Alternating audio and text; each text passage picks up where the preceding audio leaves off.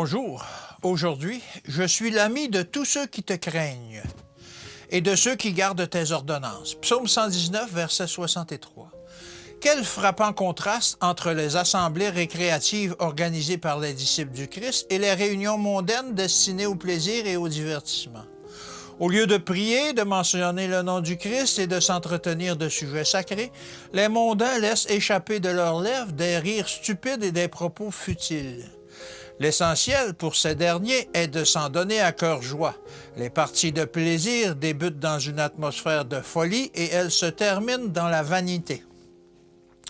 Dans nos réunions, conduisons-nous de telle sorte qu'en retournant chez nous, notre conscience n'ait pas à nous reprocher d'avoir offensé Dieu et nos semblables, et que nous n'ayons pas le sentiment d'avoir blessé ou froissé de quelque manière ceux avec lesquels nous sommes en relation et d'avoir eu sur eux une influence préjudiciable.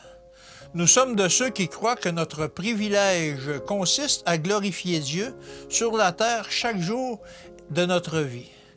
Que nous ne devons pas vivre dans ce monde simplement pour notre propre plaisir, simplement pour notre satisfaction personnelle.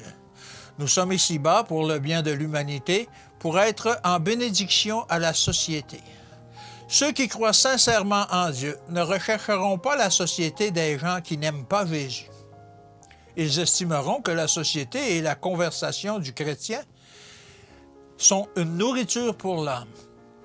Que dans leur relation avec les personnes qui aiment Dieu, ils respirent l'atmosphère du ciel, que les chrétiens exercent l'amour et la sympathie les uns à l'égard des autres.